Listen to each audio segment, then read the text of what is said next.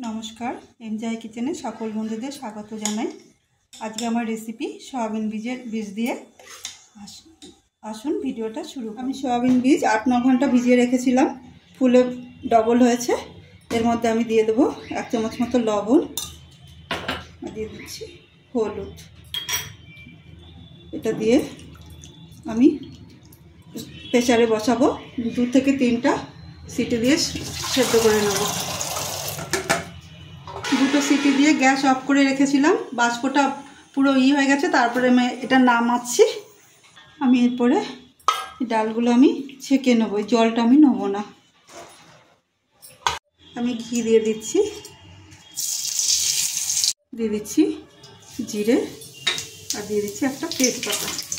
এটা একটু ভেজে নেব।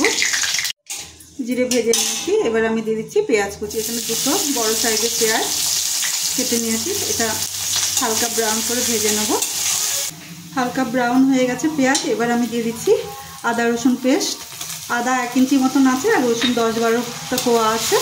এটা আমি কাঁচা গন্ধটা তাড়িয়ে নেব।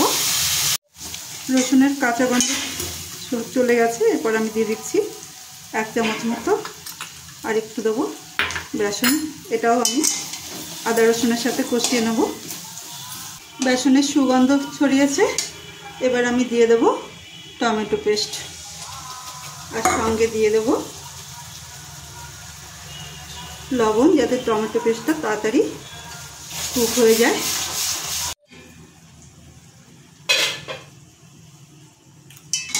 টমেটো ভাজা হয়ে গেছে, তেল ছেড়ে দিয়েছে। এরপর আমি দিয়ে দিচ্ছি কাশ্মীরি লঙ্কা গুঁড়ো 1 চামচ মতো, ধনে গুঁড়ো 2 চামচ মতো আর সামান্য একটু হলুদ। এটা আমি কষিয়ে নেব। আমি মশলা ধোয়া জল দিয়ে মশলাটা ভালো করে কষিয়ে নেব। মশলা ভালো করে কষিয়ে নিয়েছি, তেল উপরে উঠে এসছে। আমি এবার বয়েল করা বীজগুলো দিয়ে দিচ্ছি। এটা আমি মশলার সাথে মিশিয়ে নেব। আমি এবার দিয়ে দিচ্ছি গরম জল।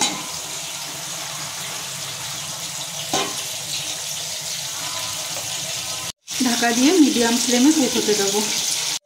5-7 মিনিট পর ফিরে এসেছি। এরপর আমি দিয়ে দেবো 1/2 চামচ মতো গরম মশলা গুঁড়ো আর এখানে জিরে আর এলাচ গুঁড়ো আছে ভেজে নেওয়া। সেটা আমি ভালো করে মিশিয়ে নেব।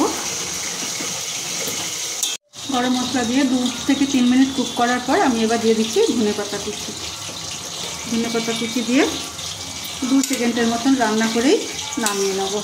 আজকের রেসিপি ভালো লাগলে লাইক, কমেন্ট, সাবস্ক্রাইব করার অনুরোধ রইল। আর সবাই ভালো থাকুন, সুস্থ থাকুন।